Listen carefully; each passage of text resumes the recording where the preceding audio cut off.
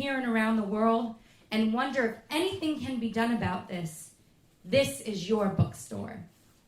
Here at Revolution Books, it's not America first. We put the whole world first. And that's not just a slogan. Being about the whole world first, part of our responsibility to the whole world is to make a revolution in this country, to emancipate all of the world from U.S. imperialism. That's what our responsibility is as people living here in this country. To the people in Iran, Iraq, Afghanistan, Mexico, Argentina, the whole world that's been ravaged by what this country does to people. And this world is possible because of the work of Bob Avakian, who's at the heart of this bookstore, a vision and a society and a way we could really make that revolution to get the whole world free.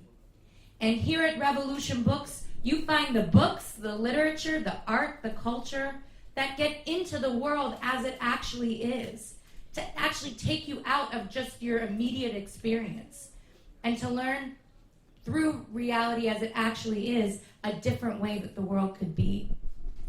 And right now, at this time, we are in a historical moment, a moment where actually revolution could become possible. The rulers are locked in a bitter fight right now. And when the slave masters are fighting, you don't side with one of the slave masters.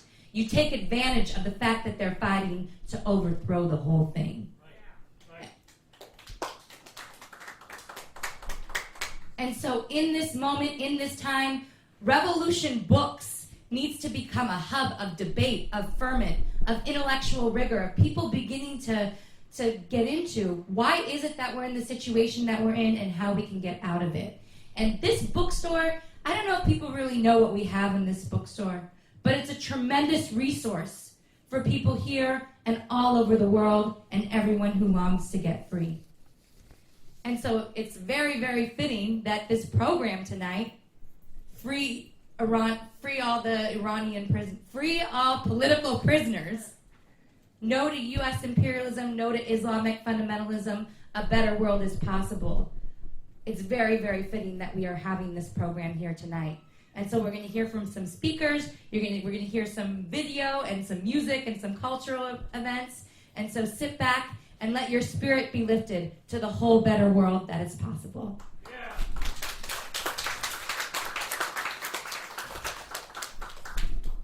And so first, I want to introduce Larry. Larry Everest is a contributor to revcom.us. He's the author of Oil, Power, and Empire, Iraq and the U.S. Global Agenda, which was one of the first books that I ever got at Revolution Books. And he's a spokesperson for the International Emergency Campaign to free Iran's political prisoners. Now, join me in welcoming Larry Everest.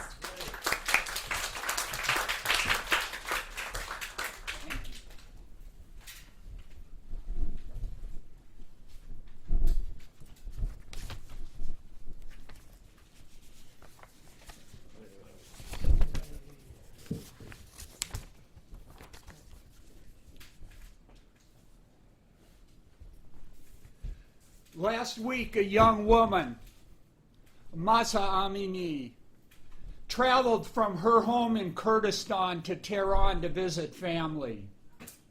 As she got out of the subway, she was accosted by Iran's morality police, hit in the head.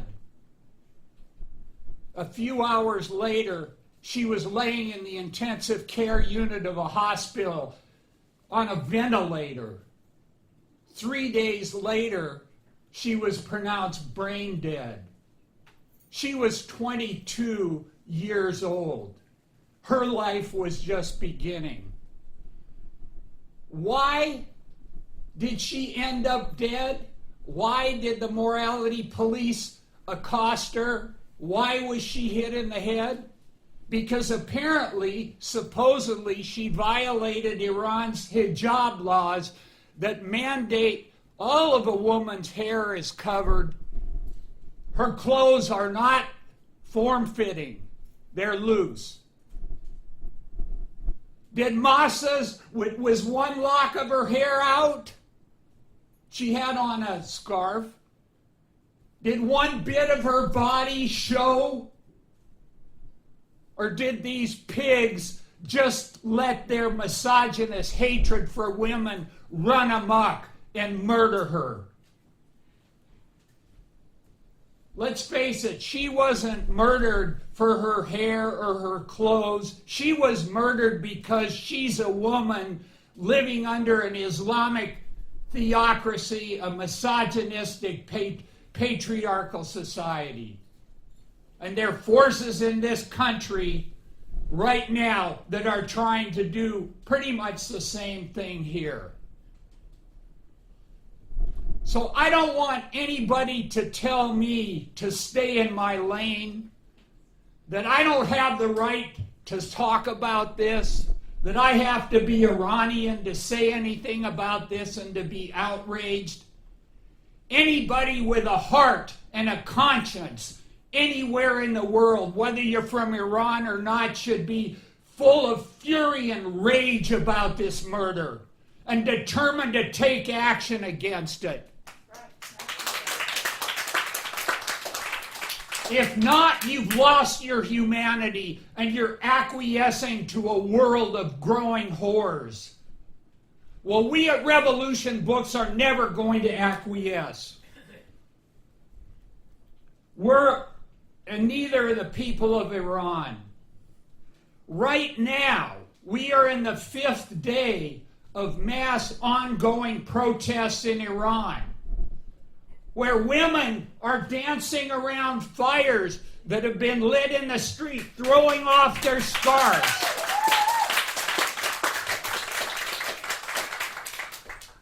When fascist goons and Islamic goons, the Hezbollah, come try to throw women down or assault women, men and women are coming out to defend them.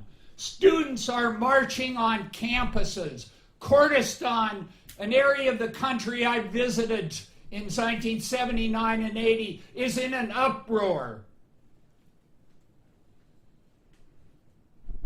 This is a volcanic-like eruption that some people have compared to the beautiful uprising of George Floyd, when suddenly there are thousands and thousands and growing movements in the street. Taking on the issue of the oppression of women is striking at the very heart and the key legitimizing and cohering social norms, laws, and culture that the Islamic Republic theocracy is imposed on the people in Iran. This was one of Khomeini's very first actions, was to decree the mandatory hijab and to attack brave Iranian women in 1979 who marched on International Women's Day. And I think there may be some Iranian friends, and I welcome all of you, including people who've come from Toronto and other parts of the U.S. and so on, to be here to protest the mass murder of Raisi, the president of Iran, responsible for the murder of 5,000 political prisoners in 1988. I think there's probably some people who were at that protest. But since then, the Islamic Republic has imposed a whole series of anti-woman laws. Women's testimony in court, half of man's. Women's inheritance right, half of man. Women don't have the rights in divorce. Men get children at age when they turn 7 years old. Can you imagine that? If your husband's an abuser and somehow you get a divorce, then this person gets total custody and ownership. Men can have affairs in Iran. They just call it sigay, sireh, I think, if I'm pronouncing it right. Temporary marriage. Women can't do that. Women get stoned and flogged to death for that.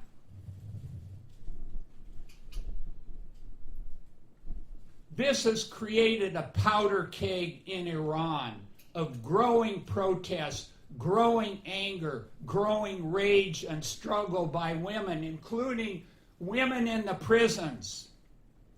Nasreen Sotoudeh, Nargis Mohammed, Nahid Tagavi, others who are bravely standing up to that. And maybe this powder keg is beginning to explode.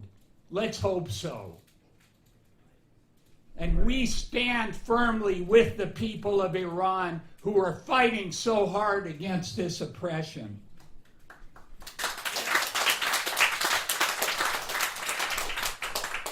The full and complete liberation of women must be at the heart of any struggle and any revolution and any better society. And I know Carl's going to talk about this later, but it is at the very heart of the new communism developed by the revolutionary leader Bob Avakian that Carl will be filling you in on a bit later. So tonight we're here for Mahsa. We're here in internationalist solidarity by all the women and men rising up in Iran. We're here for the LGBTQ activists, Ilham Chubdar and Zara Siddiqui, who've been sentenced to death for being gay. We're here for Bakhtash Abtin, a famous poet in Iran who was murdered by this regime from medical neglect. He had COVID. They had him handcuffed to the bed, and he died. And to all the other filmmakers and artists and intellectuals, they did a protest for one at the Venice Film Festival. Julianne Moore stood up with pictures of him.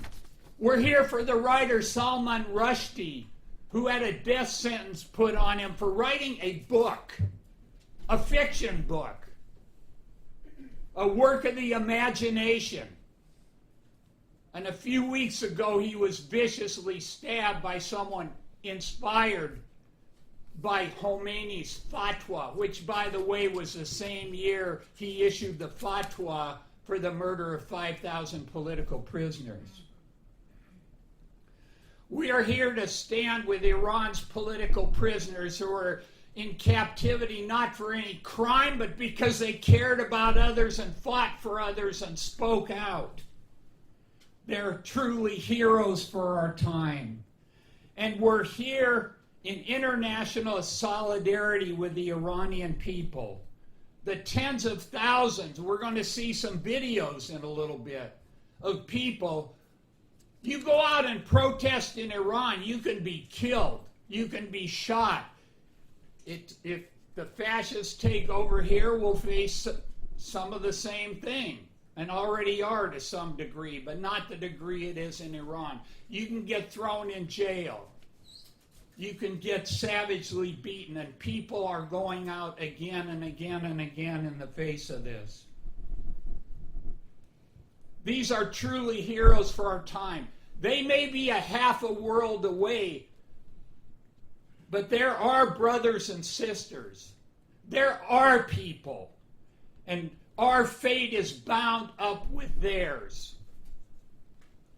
So we give our love and our support to the courageous people right now who are rising up against the death of Mahsa and every other injustice this horrible regime has put down on people. But we here have a responsibility to do a lot more than that. We have a responsibility to stand with the people of Iran, but first and foremost to learn about and oppose the crimes that this government has committed around the world and against the people of Iran, including the crime of fueling and strengthening Islamic fundamentalism. People think they're polar opposites. But Bob Avakian has developed a very, very critical analysis on this that people, many, many more people need to hear about, dig into, and understand and act on. He says he's talking about this clash between the U.S. and Iran being part of a larger global clash and a larger global dynamic between imperialism and Islamic fundamentalism. We see it in Iraq, we see it in Afghanistan, we see it in Libya, we see it across northern Africa. And it's having an impact on the global terrain in terrible ways.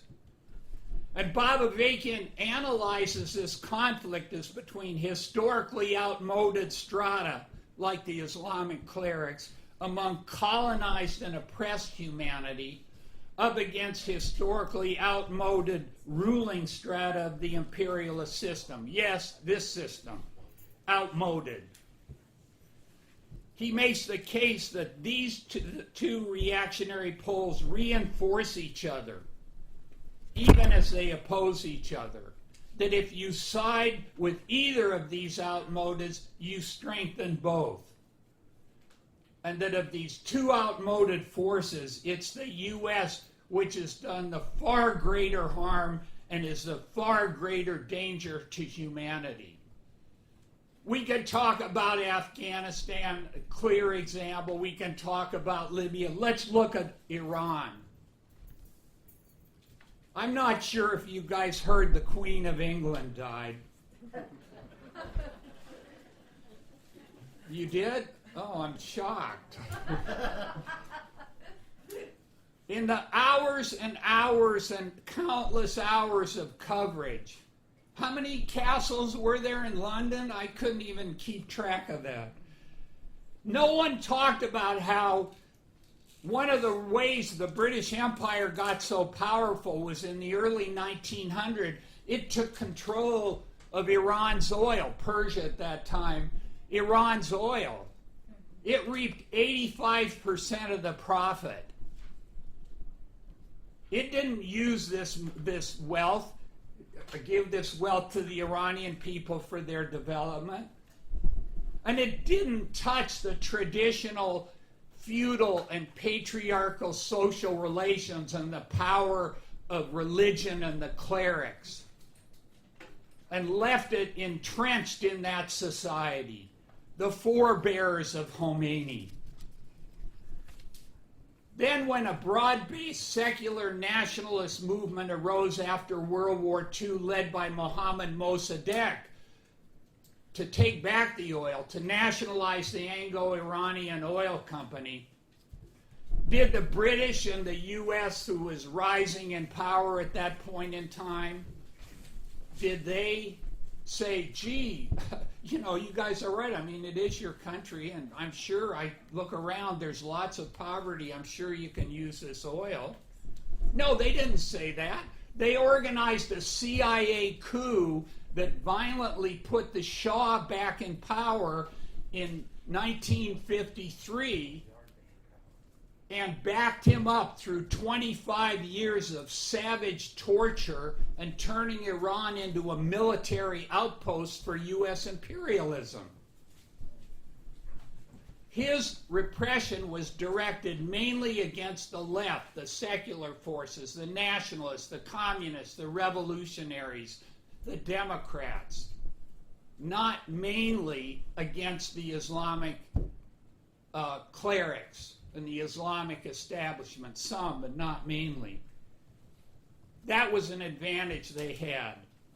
And the other thing that happened, and this has happened in many countries, and I want to recommend Bob Avakian's Away with All Gods for a much deeper and more comprehensive analysis of the rise of religious fundamentalism in the world. I mean, I certainly could never have imagined this when I was a student in the 60s. Who'd have thought this, you know? Anyway, I'd recommend that book. But the other thing is the U.S. pushed the Shah to develop Iran in an imperialist manner. So that meant creating a middle class, which meant giving some women the right to vote, not insisting on Islamic dress, expanding school for women, also turning some of Iran's agriculture, much of which most of which was owned by large landowners, including the clergy, to a more capitalist model, which meant taking some of that land away. And there was a growing Western influence in Iran. All this outraged Khomeini and the theocrats and emboldened and in many ways strengthened them. There is a comparison to these Christian fascists in this country today who've been so outraged about the changes in society, that there are more people of color, that black people have more more avenues of this society are open to black people than were 50 years ago. Women, the role of women has significantly changed. This is an oppressive society. None of these contradictions have been resolved. But there's a much greater latitude, and these people hate it. And they want to roll it back here. And a similar thing happened in Iran. And even when the Khomeini forces took over in 1979, the U.S. imperialists thought they could work with them because they're anti-communist, anti-left. And hey, they had worked with the Mujahideen and helped create Al-Qaeda in Afghanistan, so why not? Since that time, the U.S. and the Islamic Republic of Iran have repeatedly clashed, even come very close to war. But their clash has never been over how to liberate the people in Iraq or the people in Lebanon or the people in Iran. It's been a clash for the U.S. maintaining its domination of that region, for Iran expanding its power and influence in that region and maintaining its power at home. And in many ways, they've reinforced each other as this has happened. The U.S. imperialists point to Iran and the horrible treatment of Iran's people and say, see, we have to sanction these people. We have to strangle them. If need be, we have to attack them. Never mind, the U.S. is the biggest nuclear weapons danger there is in the world, and the only one that's ever used nuclear weapons. And on the other hand, the Islamic Republic looks at, talks about what the U.S. is doing to Iran and says, see, look at these imperialists. We're an anti-imperialist resistance front. You need to support us because we're carrying forward this anti-imperialist. No, they're not. They work with and have never broken from the framework and the workings of the global capitalist imperialist system. They work with China, they work with Russia, they're trying to get a bigger share of the global oil market. This isn't anti-imperialism, this is trying to gain a different position within that system and reconfigure the society within Iran in a way more that suits their interests of reimposing these traditional male-female relations, religion, and so on.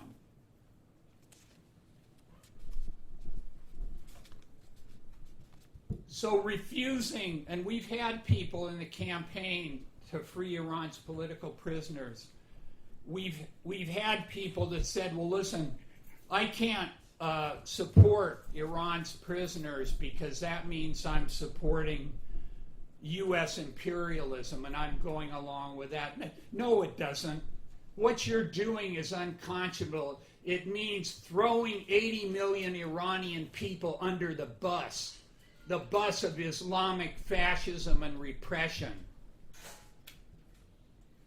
And let's face it, those are the people that have the potential to overthrow imperialism in Iran. And on the other hand, no one in Iran should count on the U.S. imperialists to be a force for good in the world or a liberator of Iran. There was debate over a lot of people, and listen, I understand people's righteous anger that Raisi is invited to the UN, and you know, that people were outraged by it, and they wanted Biden to renounce his visa or renounce the invitation. I can understand their anger, but my response was, well, who's giving Biden a visa? Why is the head of the greatest mass murderers on the face of the earth, why is he allowed there? Of course, we know the UN is a whole group of mass murderers. Anyway, so look, I just want to conclude by saying that we're never going to end injustice and oppression by picking between oppressors. We have to proceed from the interests of humanity, not the interests of the governments of the world. And we have to fight to bring forward another way. Carl is going to tell you about that other way, because to fully get to a world without any kind of oppression is going to take an emancipating revolution. But struggles like freeing Iran's political prisoners, like supporting the people of Iran in their struggles today, is part of getting to that better world and part of making that revolution as well. So I want to end by saying, free all Iran's political prisoners now. Thank you so much.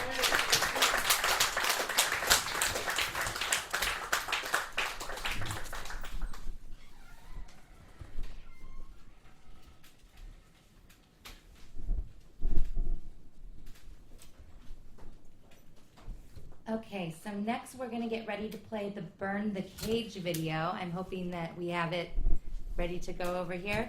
And I'm going to say a couple things about this video, Burn the Cage, Free the Bird campaign. It is a contribution, this video is a contribution to this international program from Kana Milani, a spokesman for Burn the Cage, Free the Birds movement in Europe. It captures the fierce uprising that has been sparked by the Islamic Republic's regime, the murder of Mahsa Amini, the ferocious rebellion, as well as brutal repression that is still developing in Iran as we speak today.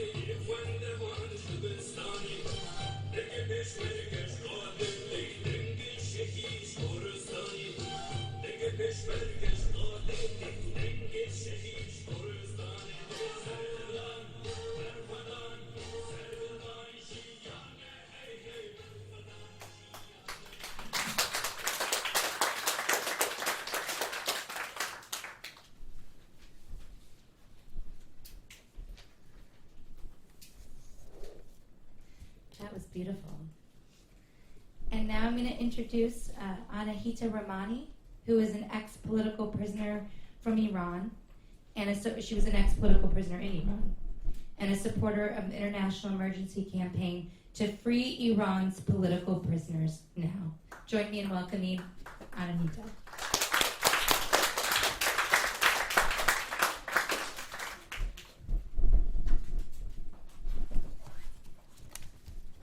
Hi everyone. Hello.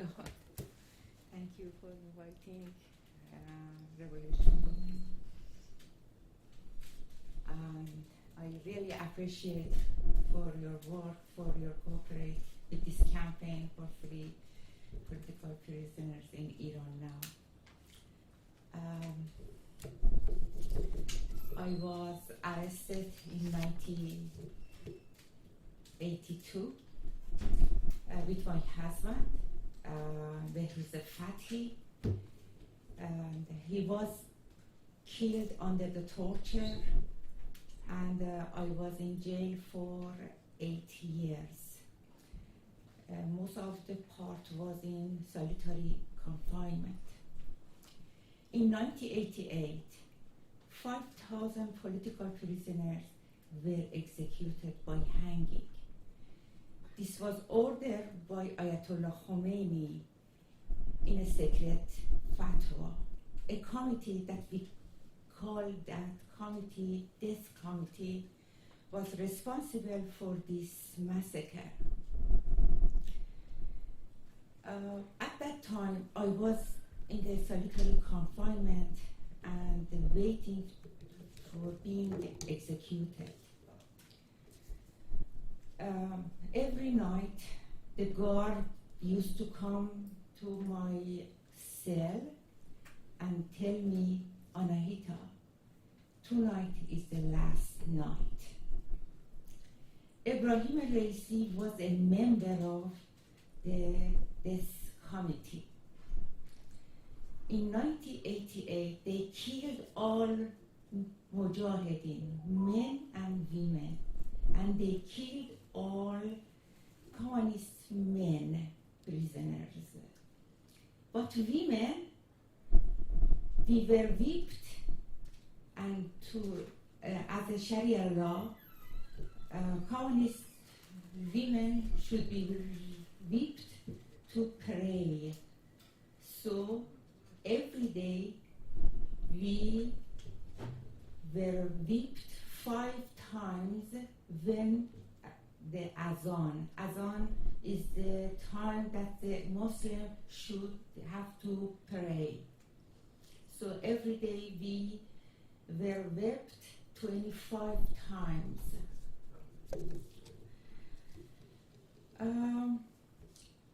Women would not pray. We started hunger strike, which lasted longer than the prisoner authority ever imagined. Some women lose consciousness and were taken to the hospital, very bad situation, and one committed suicide. When the death committee realized that they could not reach the women, they began releasing them in prison. I was released in 1991, after 8 years. They had murdered the best, bravest, and brightest leaders in the jail. Now, Raisi is president of Iran. He is a serial killer who should face prosecution for past and current murder of political prisoners and the people in the street. He should not legitimize of the United Nations in front of the world. Shame to UN to give a seat to Raisi murder. Shame to democracy of capitalism that compromise with this kind of killer and murderers. Now people are on the poor in the street, and they say no to down with Khomeini, down with Raisi, no to hijab. They burn the hijab and they say free all political prisoners. Now we are here to support them. We are here to give their voice all around the world. An international emergency appeal is trying to give international voice to these prisoners. So please join to emergency appeal, sign the petition, and help to be stronger and stronger out of the country. Thank you so much.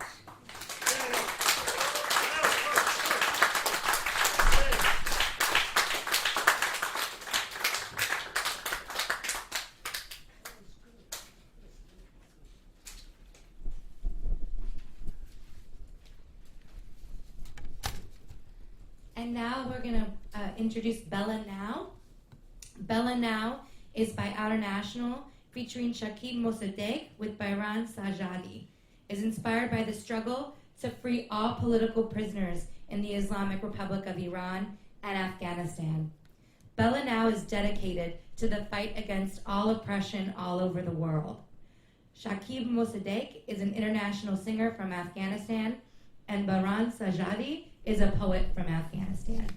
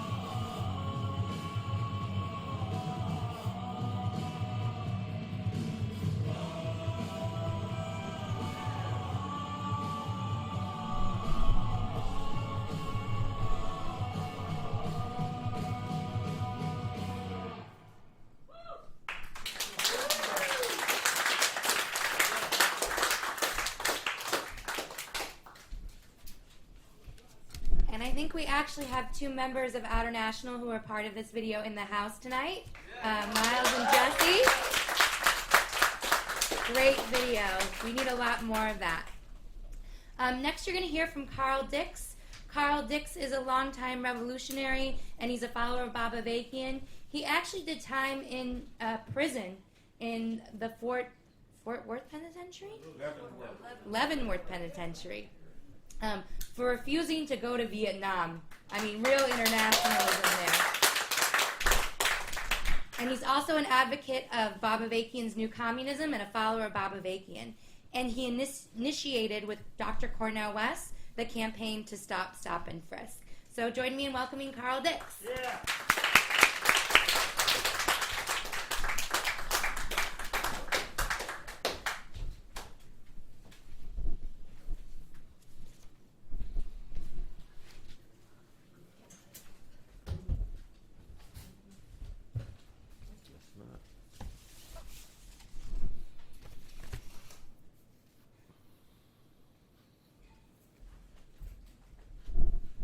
This gathering in international solidarity with the political prisoners and the women of Iran who today are declaring that they refuse to accept being treated as less than full human beings, this is important.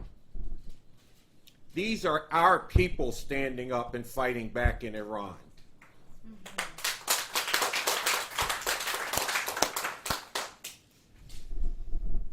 The revolutionary leader Bob Avakian has told us how we have to look at this. Humanity first, not America first. American lives are not more important than other people's lives. Now, this resistance in Iran is especially inspiring because it's happening right now in a time when the brutal oppression of women is being intensified.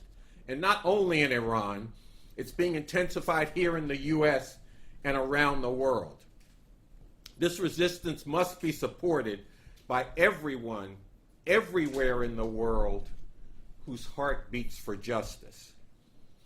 Now, but people in this country, you got a special responsibility to stand with people waging resistance in Iran, because it's the rulers of this country who are directly responsible for the situation of misery and degradation people in Iran are suffering today, as well as for the horrors that are confronting people around the world. Larry told you about some of the history between the U.S. and Iran.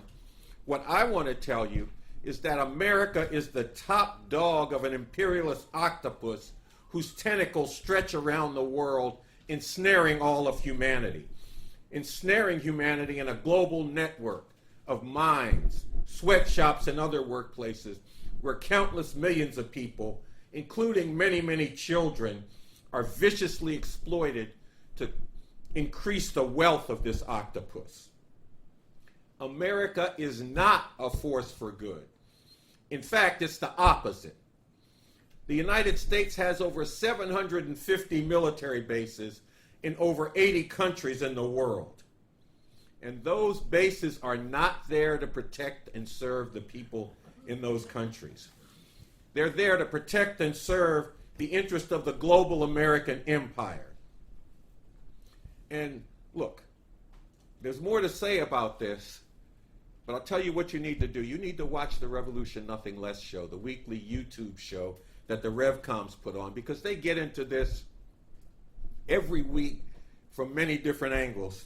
And I got limited time here, so check that out.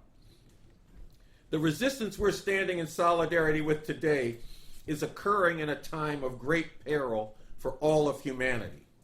I mean, look, the earth is burning and flooding, not as a fulfillment of some biblical prophecy, but because the capitalist imperialist system is destroying the environment of the planet we live on in its drive for profit. War and threats of war, potentially involving nuclear exchanges, are bringing humanity to the brink of extinction of life as we know it. A fascist movement is aiming to take power in this country, and such movements are rising in other parts of the world. That's the peril that humanity faces right now. But this is also a moment of great possibility. Bob Avakian analyzes this very deeply in a recent talk, something terrible or something truly emancipating. Profound crisis, deepening divisions, the looming possibility of civil war, and the revolution that is urgently needed. A necessary foundation, a basic roadmap for this revolution. They got it here at this bookstore, and I urge you to get a copy of it and check it out. He goes into in this talk how the intense infighting at the top of U.S. society and the sharpening polarization throughout this society has brought about a rare time, a time when revolution becomes more possible. As the Republic fascists barrel ahead with their woman-hating, white supremacist, anti-immigrant, anti-LGBTQ agenda, rallying their stormtroopers to be ready to engage in violence to retake and never relinquish power, and as the Democrats show that they got no answer to all this, the normal way that this society has worked is being ripped apart. More and more people who are facing the horrors of life today are being driven to confront the question of what, if anything, can be done about it. And look, I know a lot of people be like, okay, Carl, this is all fucked up, but I don't think revolution is really possible. These people look at the way things are today, and they can't conceive of them ever changing. Well, look at Iran. A few weeks ago, somebody would probably tell you, nothing's really going to happen in Iran. Yeah, people are angry about this shit, but it's going to keep going on. Well, right now in Iran, in cities, towns, and villages all across the country, people in great number are in the streets. Women are taking off their hijabs and throwing them in fires and dancing as they do it. People are coming into the streets, and when the morality police call their backup and the tanks come in, people are throwing shit at the tanks. They ain't running around, they ain't running and hiding. They're in the streets fighting back. Things like this can happen very rapidly. People also chanting down with the dictator. I like the way they go at it. Magba dictator. Is that about right? Yeah. I love that. I love the sound of that. It reminds me of Magba Shah. Death to the Shah. But anyway, look, things can change very quickly. The question is, can those of us who see the need for a revolution bring forward a revolutionary people numbering today in the thousands and tens of thousands and growing very quickly to the hundreds of thousands and millions to be able to seize on the opportunity to make revolution, a rare opportunity, one that you don't get all the time and that you don't want to miss. Now, this movement is possible. This revolution is possible. If the movement for a real revolution here in the belly of the beast can wield its currently small numbers in a way that makes the message of the revolution that things don't have to be this way, that through an actual revolution we can get rid of this system that breaks bodies and crushes spirits and bring into being a totally different and far better way for people to live. Further, that we've got the leadership for this revolution in Bob Avakian, a man who has put his whole adult life into working at how do we make revolution in this country and around the world. And through that work has developed a new framework for human emancipation, the new communism. Avakian has also developed a vision of the kind of society this revolution could bring into being here in the Constitution for the new Socialist Republic in North America.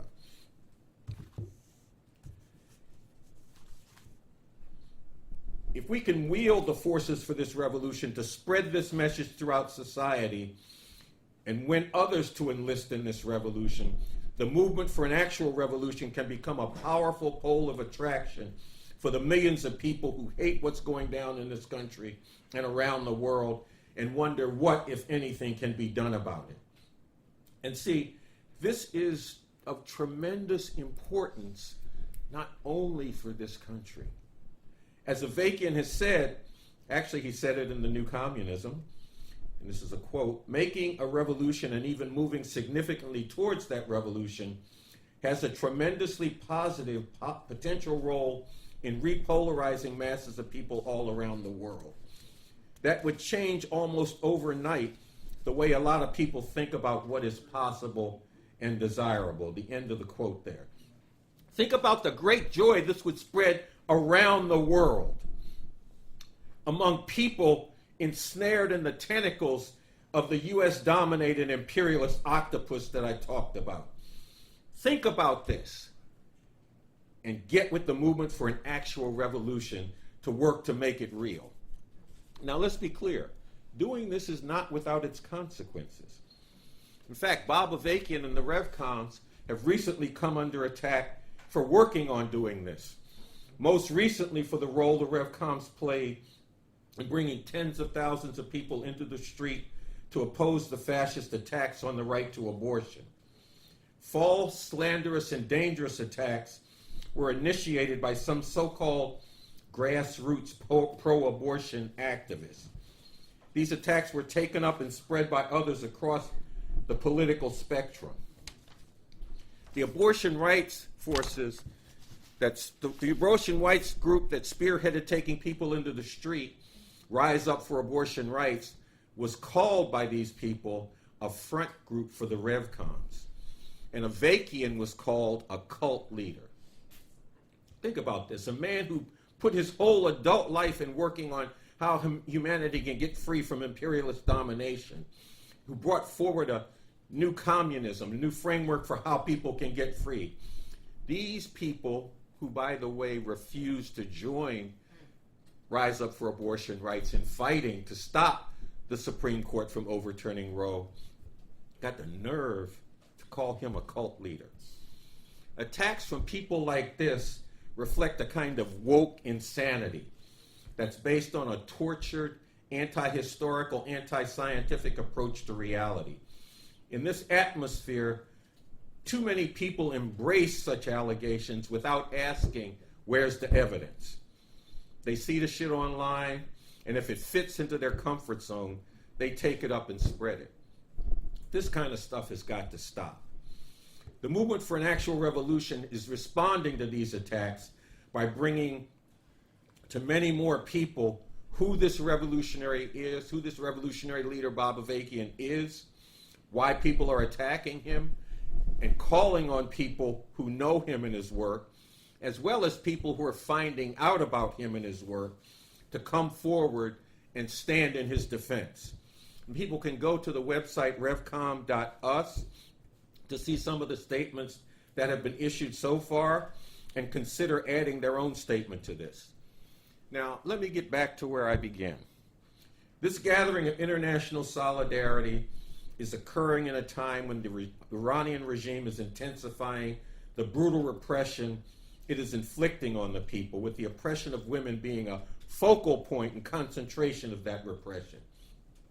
It's occurring at a time when the heightened suppression of women and rising resistance to that oppression is happening not only in Iran, here in this country and other places around the world.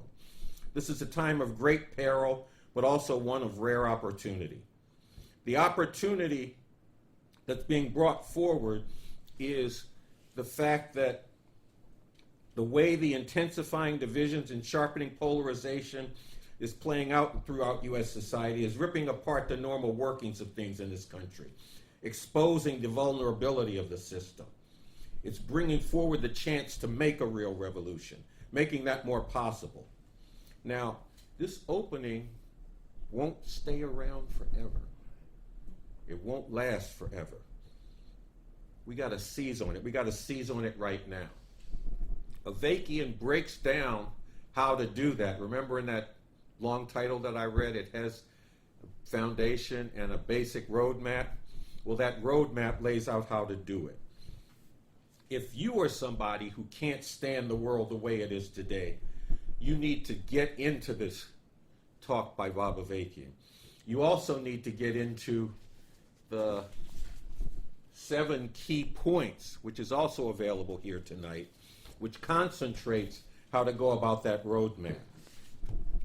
Because really the contribution that people can make to the struggle of people around the world. We need to stand with these battles. We need to stand with people resisting in this country. We need to support people resisting around the world. The greatest contribution we can make is to take down this imperialist beast in the only real way it can happen, and that's through revolution. So get it to the 7 points, get into the talk by Bob Avakian. Watch the Revolution Nothing Less show every week on YouTube and organize others to watch it with you. And you can go farther than that. You can volunteer here at Revolution Books to work to help run this bookstore. You can run with the Revolution Club and raise hell for the imperialist in the street, building a movement for an actual revolution that can make that important contribution to the people of the world. Revolution here in the belly of the beast. That's what we used to call it back in the day. And I still call it the beast because that is what it is. Right. Thank you.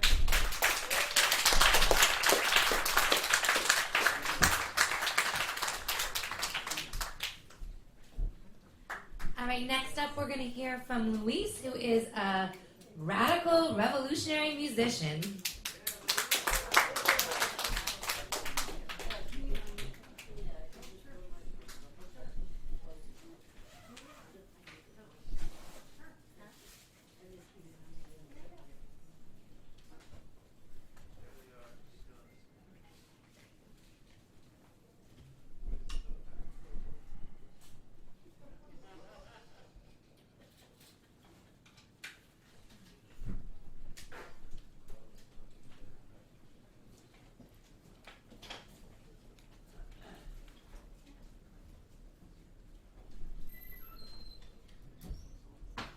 All right, thank you so much for having me here. Thank you for giving me the space to express the little that I have to offer to this movement. It's incredibly important that we care about what's happening around the world.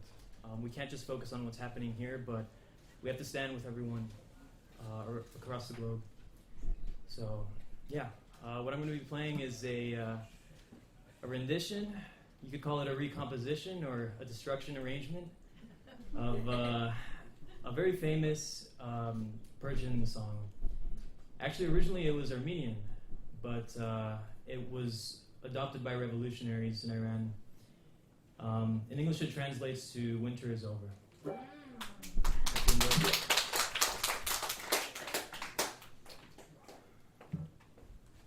Let me just tune up real quick.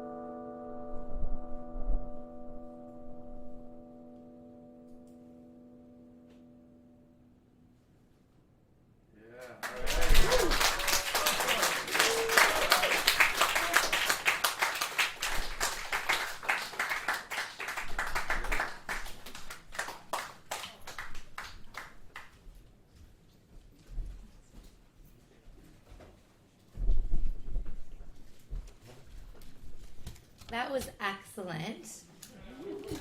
I don't think that was a little to give. Revolutionary music and revolutionary art and culture is a lot to give, and it means a lot right now.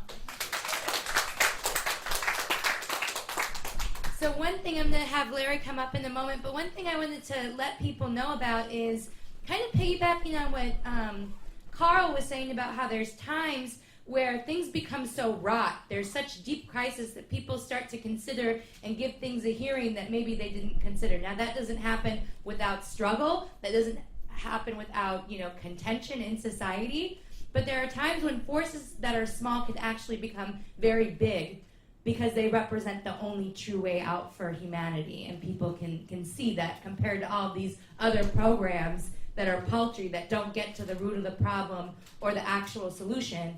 People can get attracted to a pull for revolution. And one example I want to give is that this morning, the Columbia University newspaper actually printed an op-ed from Larry Everest. And so it's a big deal. It's like one of the world's most prestigious universities, precisely because of what this event was about and the idea that we can actually bring forward another way and speaking to both of these two outmodeds. And the more that we're out there doing that in society, and reaching for the heights to reach blocks of people and struggle for blocks of people, that's part of how we build the revolution. So Larry is going to come up, so go ahead.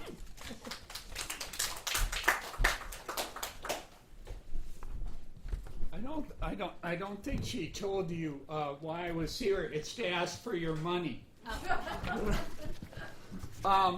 Could somebody hand me this sign and... This one? Yep. I didn't want to ruin your... I thought you'd soften people up. Oh, okay.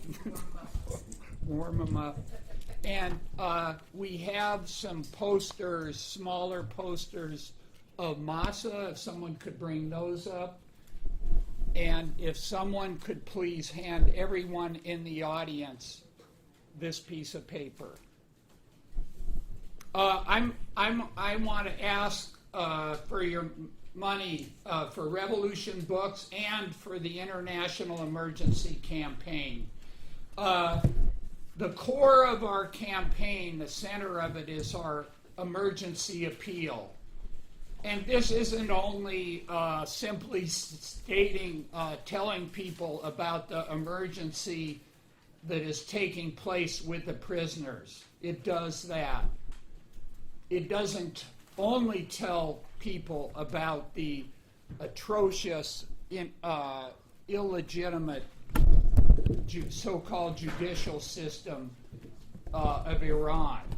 It also lays out some guidelines for struggle, in short, proceeding from the interests of humanity, not the governments, and demanding both the prisoners be freed by the Islamic Republic and no U.S. attacks, no United States using this mistreatment as an excuse for sanctions or aggression, threats, and so on. So this emergency appeal is a very important guide to fighting this battle. But we have to get it out. Our strategy is to, now when people are donating money, and please do dig deep, and I have some, I don't have any kitchen knives or different things, but I've got some other things to give people who donate. It's not the late night TV here. but it's a very good guide, but we have to get it in front of millions of people. Our goal is nothing less than to create a global outcry for justice and for freedom, so that the names of people like Nahid Tagavi and Bakhtash Abtin and Nasreen Sotoudeh are on people's lips and they know about this. And the way that we have done this is taken out a full-page ad in the New York Review of Books, prestigious magazine viewed online. They have a readership of about 1 million online, a couple 100,000 in print. And this statement was printed, and the signers who signed it are very important. They're a very important indication of the kind of people who can be won to this position. Noam Chomsky, Jody Williams, a Nobel laureate. The Nobel laureate Shireen Ebadi signed this. Gloria Steinem, Cornel West, Daniel Ellsberg, the world-famous whistleblower, Ariel Dorfman, many of the political prisoners, Anahita and others, and their families have signed this. This is a very important thing, but it takes thousands of dollars to do this. And let's see if I can do this without dropping all this. And we just had a 2-page ad printed in the, thank you so much, printed in Ms. Magazine in the 50th anniversary of Ms. Magazine. So what I want you to do is dig deep and donate to this. And for $20, anybody that gives $20 or more, you get this beautiful issue of Ms. Magazine. And if you donate 30 or more, you get both this wonderful poster and this magazine. And of course, is there anyone who can give $100? Write a check.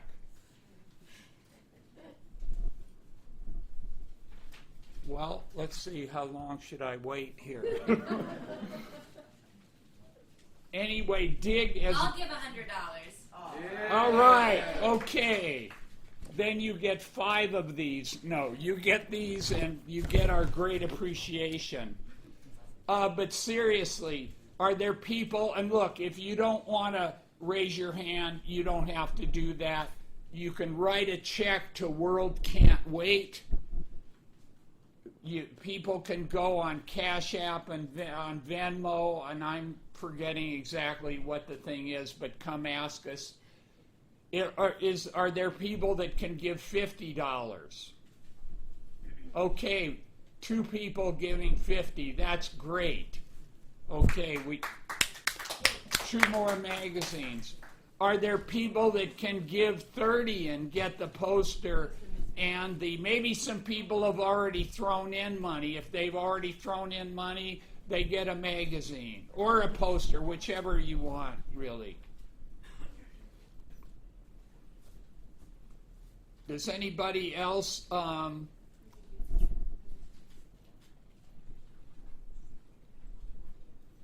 The other thing I really want to stress for everyone is I handed out that emergency appeal to everyone. Please, if you want, please sign your name and put your phone number and email on it if you want to be a signer of this. It will also put you on our email list.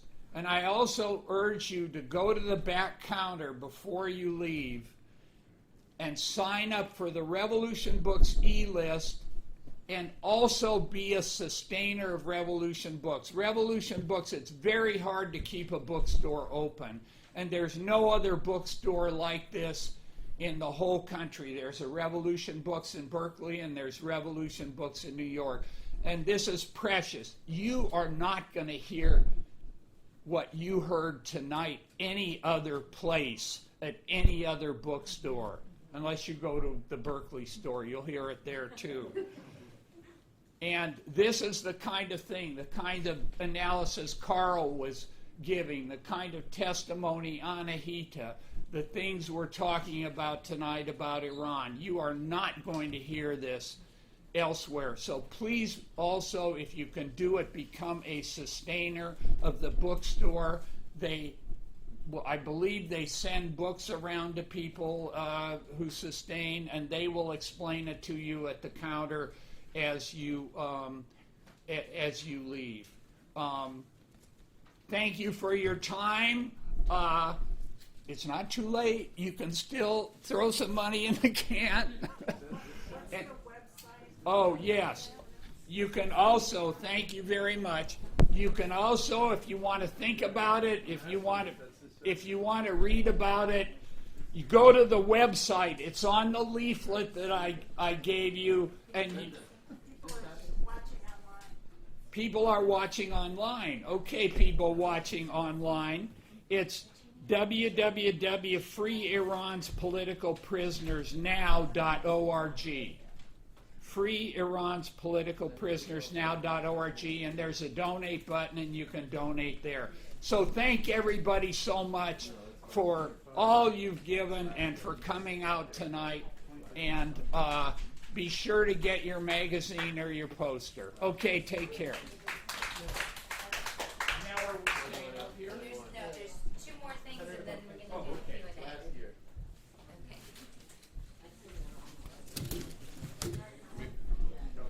Q&A. Okay, so we're going to hear, I'm going to make some other announcements in a bit about how people can join Revolution Books, join the Revolution Club. But first we're going to have a statement from Shorey Gomberg. Did I say it right? Okay, I just got it last minute. So, all right, do you want to come on up?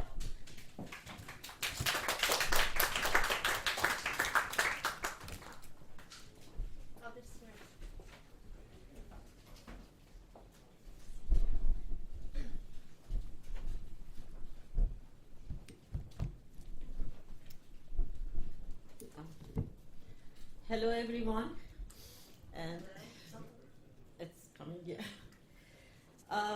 My name is Shorey Gambari, and I'm from Vancouver, Canada. I came here to be part of the solidarity against Ibrahim Raisi. He was invited in United Nations. So I'm an activist, and I'm a member of the Iran Tribunal, which is the organization working for the justice in Iran, for Iran. At the beginning, I'd like to give my respect and solidarity to Mahsa Amini, who was killed by the Islamic morality police just last week, and just because of the hijab. I am a former political prisoner who has spent more than 6 years in prison in Iran. I know what is the torture in the Islamic prisoners. I know what's going on in the cells of the prison in Iran. And I know what's happening to the political prisoners right now. That's why we have to be a voice of them. We have to be the voice of most of them, that they are very unknown for most of the people. We should have a strong campaign like this for those heroes. And I'd like to thank and appreciate your organization, RCP, if I'm not making a mistake, and for the supporting the political prisoners in Iran and put the effort in the important issue like this. They told me just 2 minutes, that's why I have to make it short. And right now, because most of my the other guys, they talk about it. But as a refugee who escaped Iran almost 30 years ago, right now my heart is beating in Iran.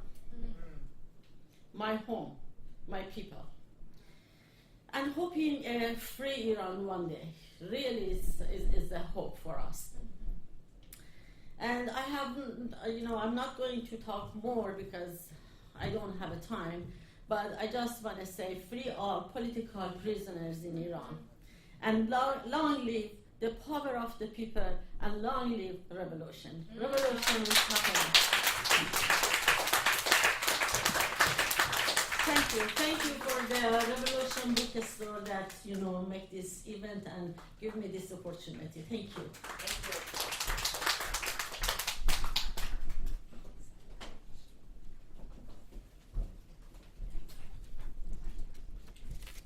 Okay, we're going to open it up to the Q&A for the Q&A soon, but I wanted to let people know that during in between the testimony, we had somebody who said that they will match any donation up to $100. So if we raise another $100, they will match that donation. And I want people to think about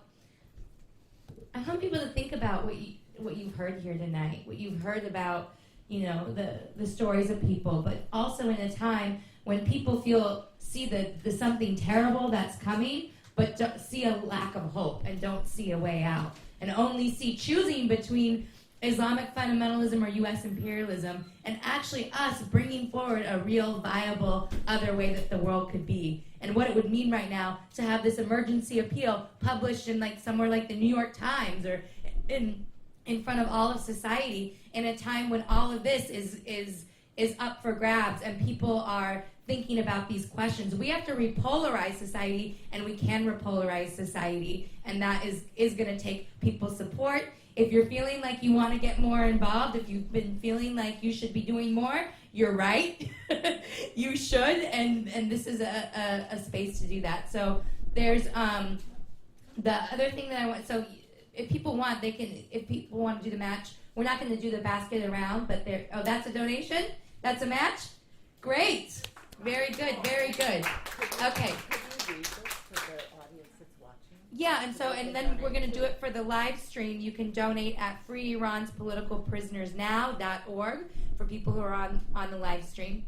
And there's both the donating to this appeal and making Revolution Books be what it needs to be. We're going to be having a plethora of events as part of the Brooklyn Book Festival. I think people should have the list of events in back of what there's a little flyer that everybody got around. But come volunteer with us. Come volunteer at the bookstore. I want to thank some new volunteers who came and helped set up today. That was really important to help make this event possible. We need revolution. Revolution needs Revolution Books, and Revolution Books needs you.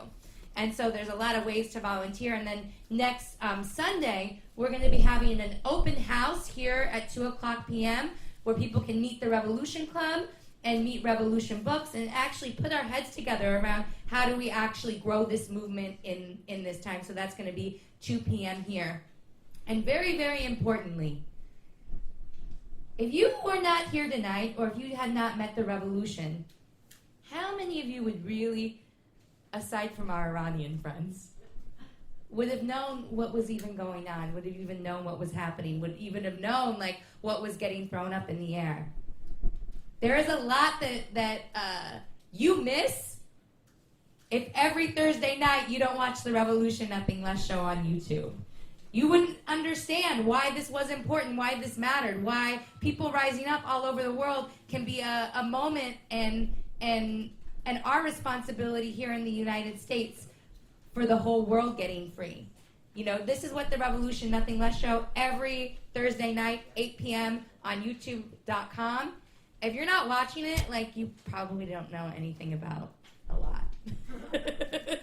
So every Thursday night on YouTube, 8 p.m. And then every Friday we watch it together here and discuss it. That's also on the flyer. And so I think now we're going to bring it up for the Q&A.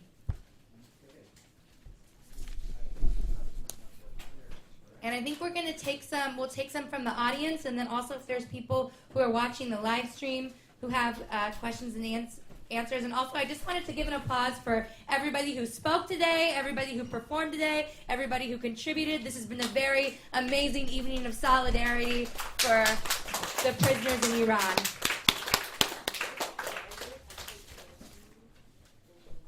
All right, so why don't we see, I think Terry's going to do the mic here. So if there's questions or things that you were provoked by, go ahead.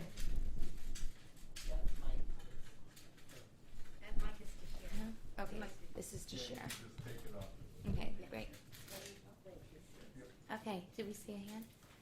Okay, so we have Coco and then Ira. I was just wondering if you all think that there really is a possibility of this Islamic theocratic regime being brought down by the rebellion in Iran right now, or how much of a possibility is that?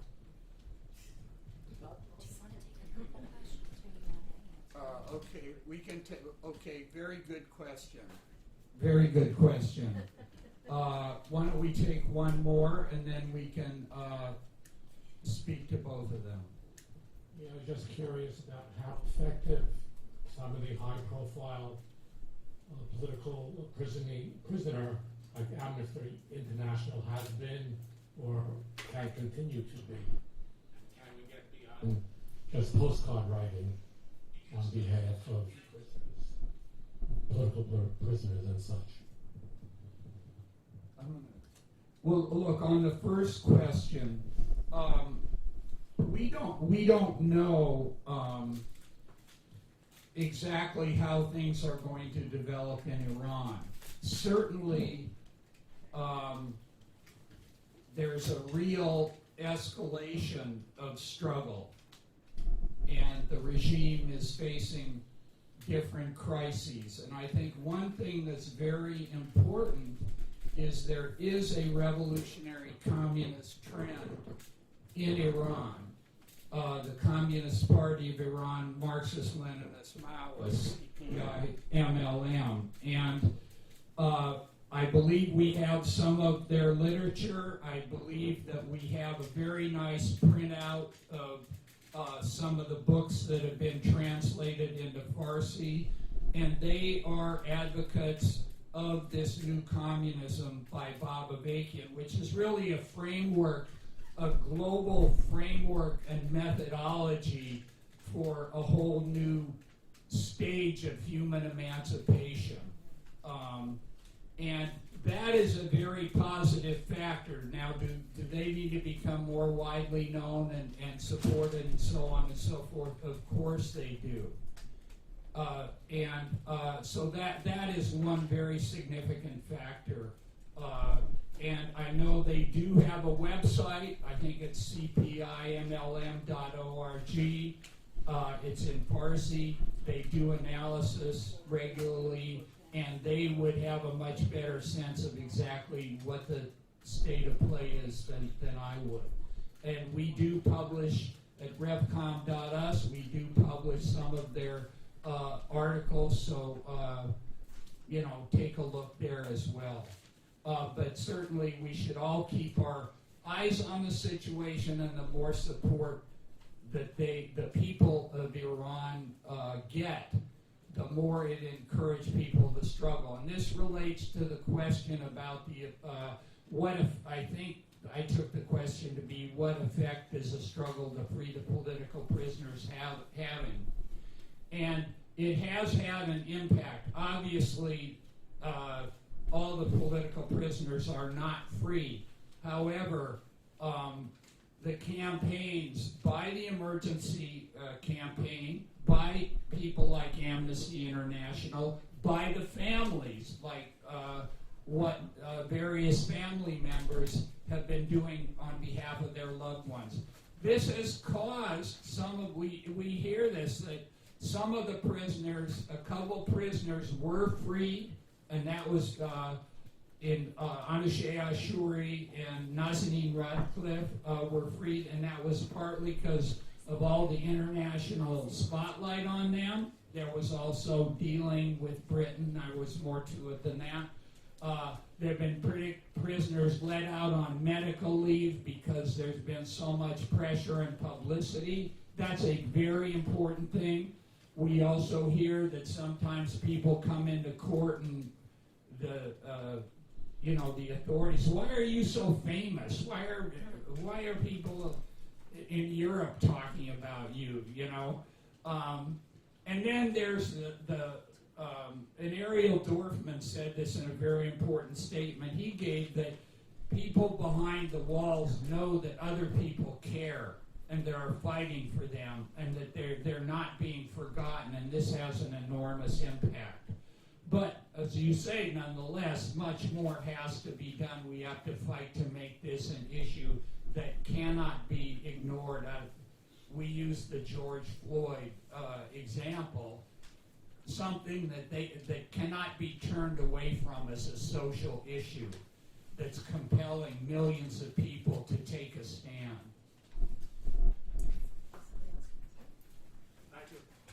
Oh, did you go ahead? Yes.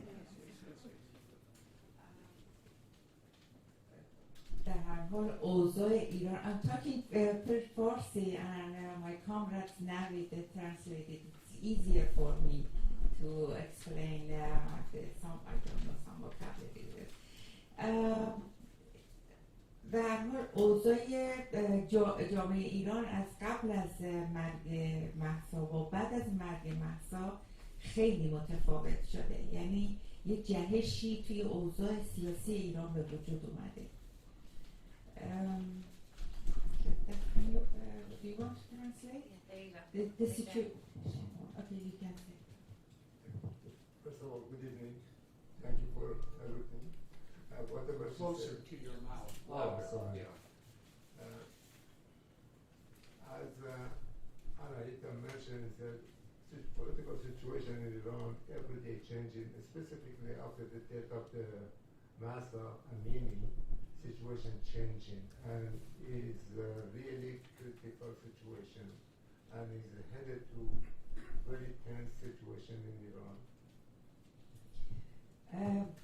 ما شاهد این هستیم که اینقدر رشد کرده که میشه مقایسش کرد با سال 1398 جنبش مردم در خیابون‌ها و یا میتونیم نگاه کنیم که الان چقدر دانشجوها و شهرهای کوچیک و بزرگ رو در بر گرفته.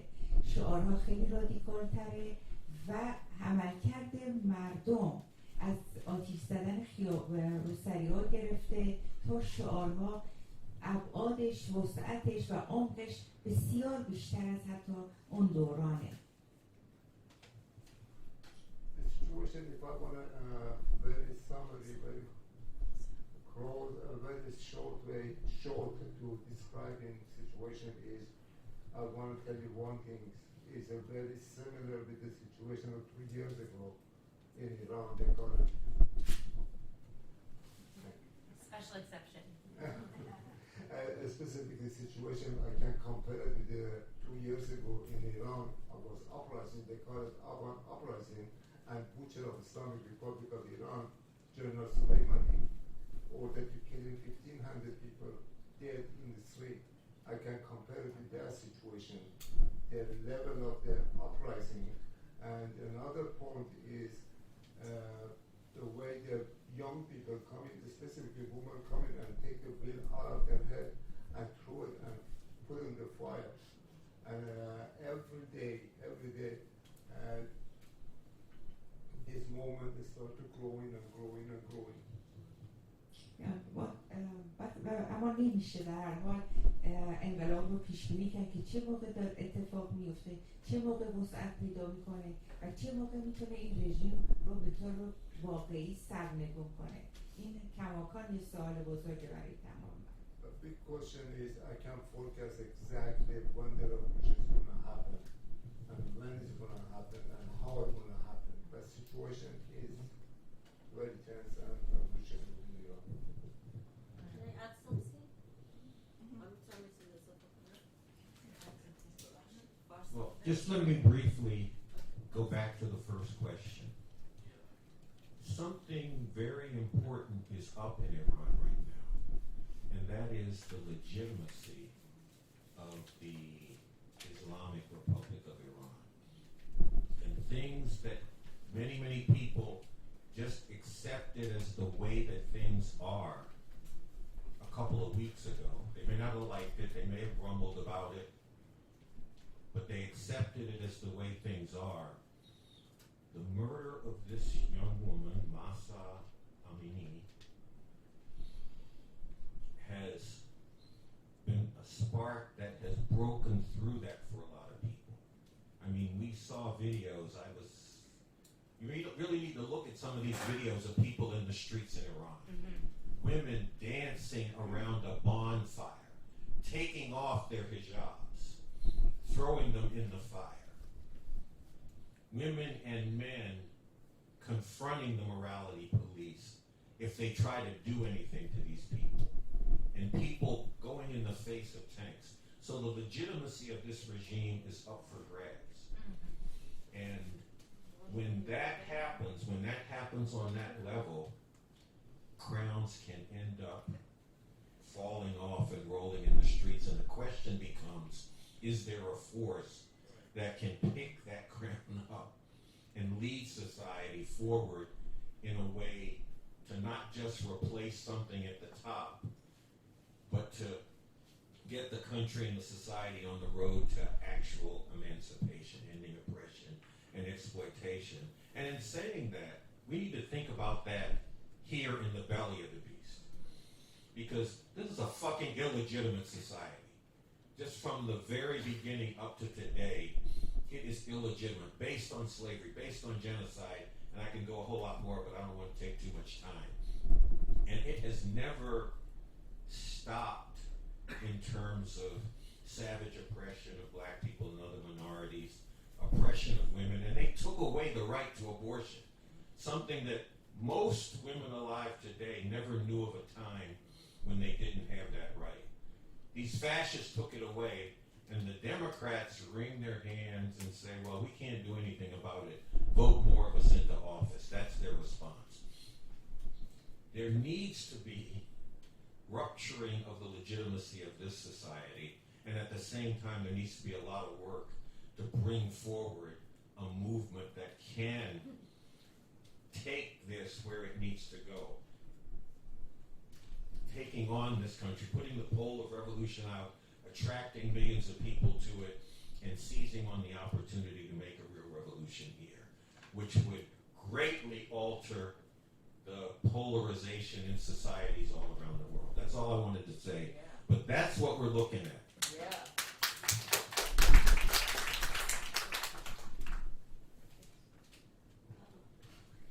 It's okay if I speak Farsi. Yeah, because it's going to be translated.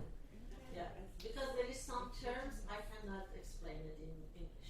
So من میخوام اینو بگم که اگر امروز مردم تو خیابون هستن و مرگ مهسا، قتل مهسا در واقع بهانه‌ای برای این شده، این اتفاق یک روزه نیفتاده. شما میخواین ترجمه کنید یا این الان شما یعنی سال 96 ما دوباره همین تظاهرات رو تو خیابون داشتیم که سرکوب شد. سال 98 برای 3 روز اینترنت رو بستن، 1500 نفر رو توی 3 روز کشتن توی ایران و اون موقع ما همه میگفتن انقلاب گرسنگان، برای اینکه واقعا شعار نان توی ایران بود. گرسنه بودن. ادامه بدم یا بس کنم؟ It was a very long sentence. Yeah, because I know you know the terms. Anyhow, basically, the way she described it, she tried to compare the situation at this present time. The uprising is not just happened just because of the Massa Amini death, because that has a background. Yeah. It has a past, previous experience, and this is coming. I'm adding this one for myself. It's coming from as a lady in the beginning of the speech, he was mentioned in the 44 years ago when Khomeini ordered takfir against or fatwa against the hijab, forced hijab, and women started to come in the street and fighting against them, and they said we did not make a revolution, we're going backward. Yeah. So let me finish my point. I know. No, I think you know the problem of bread, hunger. You know, this is the base of this revolution. مردم ایران گرسنه‌اند، گرانیه و در سال گذشته ما اعتصاب کارگران شرکت نفت رو داشتیم، اعتصاب معلمان رو داشتیم، اعتصاب بازنشستگان رو داشتیم. یعنی is the show goes on. یعنی every day there is a demonstration, there is a strike, there is everything in Iran. But الان مثل یک آتش زیر خاکستر بود و مرگ مهسا یک جرقه‌ای بود که تمام این چیزی که در این سالها جمع شده بریزه بیرون. این نظر منه. مرسی. Again, going back to comparing the situation and the background of the situation at this present time, because we have a strike, worker strike, we have a pension, people lost their pension, teachers, nurses, students, everybody. Beside that, the embargo caused a lot of anger in Iran, and this is the death of the Masa is like a spark in this situation to glue up everything. As Carl mentioned, the legitimacy of the regime right now is on the line. And she was saying, comparing the situation is coming from 6 years ago. We have an uprising in Iran.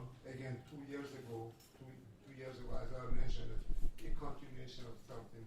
And right now, the death of the Masa is sparking that situation to glue up everything in the face of Islamic Republic of Iran. Thank you. Can we get, sorry about that. Can we get some other hands, some other questions? Comments? People have comments, and we appreciate your,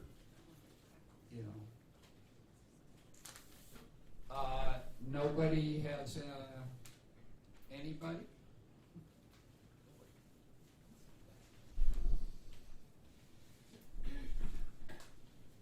I'm going to sit up here with this microphone until somebody asks the question.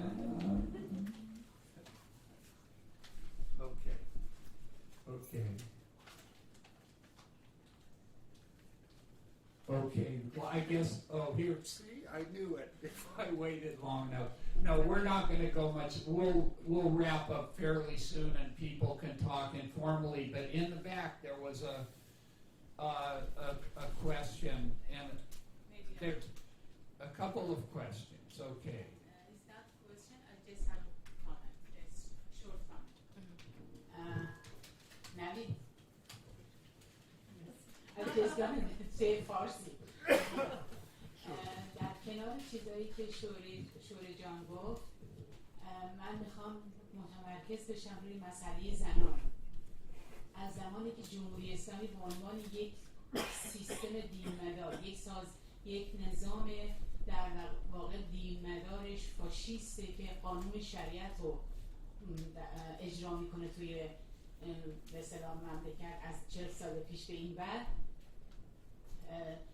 مسئله حجاب اجباری و مسئله زنان پاشنه آشیل جمهوری اسلامی بوده و همیشه سر این مسئله حساسیت داشته و به شدت سرکوب میکرده جنبش زنان از 40 سال پیش به این بعد، از موقعی که در واقع اینا قدرت رو گرفتن. یادمون نمیره که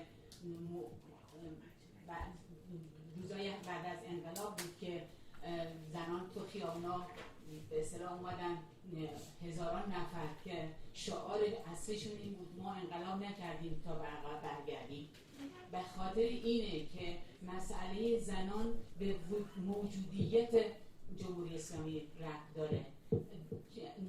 جمهوری اسلامی نمیتونه حجاب اجباری رو به اصطلاح ازش بگذره یا قانون شریعت رو ازش بگذره. این به سیستم و به نظام و به ضروریت در واقع وجود این نظام، چون یک نظام دینمدار، یک نظامی که بر اساس قانون شریعت داره واقعا حکمرانی میکنه. در نتیجه این مسئله به نظر من بسیار بسیار مهمه. مسئله زنان یک مسئله کلیدی و یک مسئله در واقع ریشه‌ای تو سیستم سرمایه‌داری و خصوصا تو جمهوری اسلامی. مرسی. I know what she said. Generally, she said, if I want to say very fast and short way, whatever the Mrs. Shore said about the situation, political situation, and background of the financial and strikes and so on, there is a one more basic problem exists in Iran, and this is a woman right. And woman is a half of population.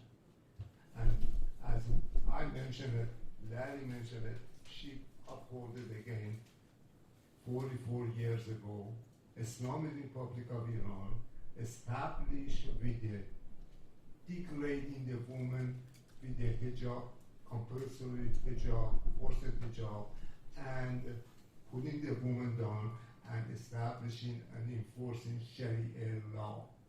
And this is one of the basic foundation or one of the major column of this regime holding on the power. Until we're not going to attacking this problem, this is a basic one of the foundation of this Islamic Republic of Iran, enforcing through the women with the Sharia law, enforcing and insolving half of the population, and the men in the society become part of tools of the regime to enforcing the Sharia law in Iran. Therefore, we are not ever separating with all this problem exists in the background of the mass of death. We are not able to close our eyes on this foundation problem.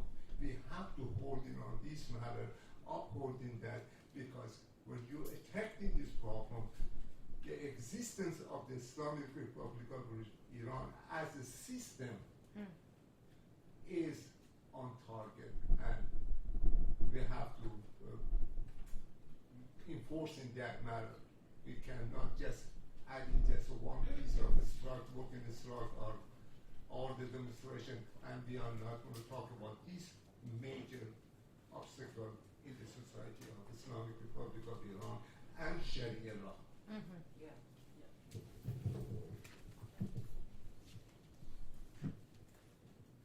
I just, okay, I want to make one comment here on this.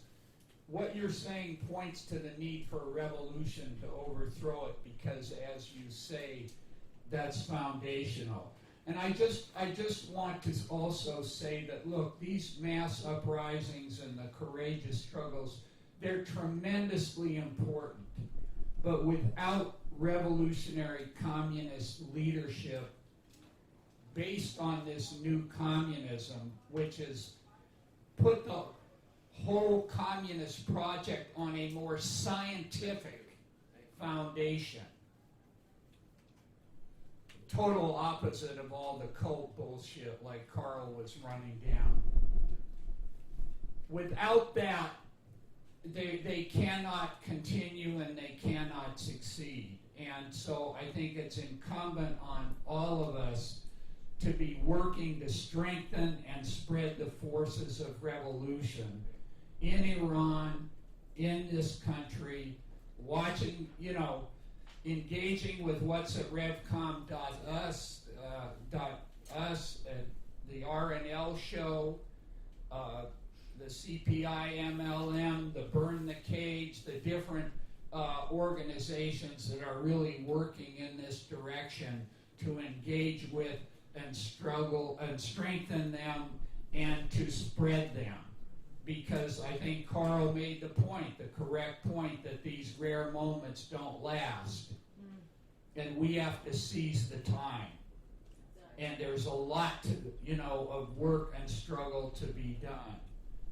Even as, yes, these are beautiful uprisings and our heart goes out to people. So I think we want to, is there, okay, go ahead in the back. I'm fine. It's going to feedback and be annoying. How you doing? I'm so glad that you just made that point, Larry, because, I don't know how many people here remember the uprising in Egypt. What became... I understand that. Here, we'll just hold it right here.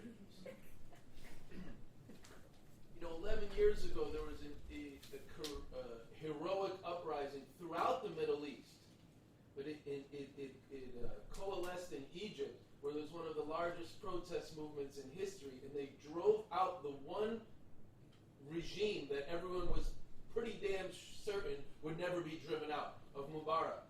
And you know what happened a few years after that? It's worse. Not because it was wrong that people stood up. Not because it's wrong that people stood up, but because you didn't have a revolution to overthrow the system of exploitation and institute a new political and economic state. Yes, as Larry and Carl have been saying, based on the new communism. This isn't fucking hype. It isn't rhetoric. We saw it 3 years ago. What was great in this country? What was so great about that uprising in the wake of the murder of George Floyd and Breonna Taylor? One, you could see the potential for an actual revolution in the country that everyone tells you it's not possible. And you saw many people who weren't just the people who suffer under this police murder. In other words, not just black and Latino people, you saw millions of white people joining him in the streets. You saw the contours of what could become a revolution. But what about now? It's almost worse now in this country. Police murder the same amount of people. So the point that Larry, that's why I was hooting and hollering while you spoke there at the end, while I was raising my hand, because I can't speak to the other people from Iran and who are aware of what's going on there can speak in terms of the actual situation there. But it's not going to go anywhere good in Iran, and it's not going to go anywhere good in this country if there's not a revolution. And one of the reasons why the foremost revolutionary and political leader in the world today, the most important political leader in the world today, the most important political leader in the world today, Baba Vakian, one of the reasons his work, one of the 100 reasons why his work is so pathbreaking is he's put revolution and the communist project on a much more thoroughgoing internationalist basis. He says the whole world comes first.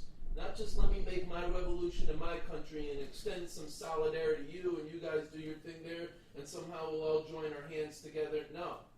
This is a worldwide revolutionary process to not make the last shall be first and the first shall be last, but to emancipate all of humanity. And that's why we here draw so much tremendous inspiration from the revolutionaries in Iran, revolutionaries, people who were imprisoned. I mean, did everyone really take in what Anahita said about being in solitary confinement for 8 years and every day having the opportunity to sell out, but not? Right? That's what she said tonight. You're in this program. You could confess and give people up, and you could accept Islam. 5,000 people were executed for that. Okay, I'm not going to give another speech. There's a plane, but my point is that Baba Vakian has put revolution and communism on a much more internationalist basis, which gives the possibility that this revolution is something on a moral level, but also on a practical level, is something that actually has a fighting chance to be able to save humanity and save our planet. I just wanted to say, how you doing? My name is Miles. I produced the music video, Bella Now, with the Outer National music video. Jesse from Outer National is here as well. And we are revolutionary artists. Well, and Louis here too. I'm very happy to see his playing here. But that was one of the reasons why we went to great effort to do that collaboration with Shakid Mossadegh. I hope you guys enjoyed the video, but a lot of effort went into working with that artist. You know, who's somebody who is a very famous artist in the country of Afghanistan, but had to leave because he'd been murdered for saying these things. You know, it occurs to me, I raised my hand to make a totally different point. So afterwards, I would love to talk more, because Emma and I have been discussing it, others have been discussing it. I would love to discuss this point around Islamic fundamentalism versus U.S. imperialism, and what Baba Vakian has identified as the two outmodeds. Outmodeds meaning something that's outlived its usefulness in the world. And how if you support one of those in opposition to the other one, you're actually reinforcing both. So I just wanted to give my love to all the people who are part of this campaign around the world. I wanted to give props to Shakid Mossadegh and Baran Sajadi, whom we collaborated with, and to everyone who's part of this campaign to free the political prisoners in Iran. And the last thing is, and both these speeches said is, well, we do got to make revolution in this country. And that's the greatest contribution that we can make to the oppressed people in Iran and all over the world. Okay, thanks so much. Thank you. Okay, I think I'm gonna ask the other speakers if they wanna, no? Okay, thank you so much. People stick around, talk, sign up with Revolution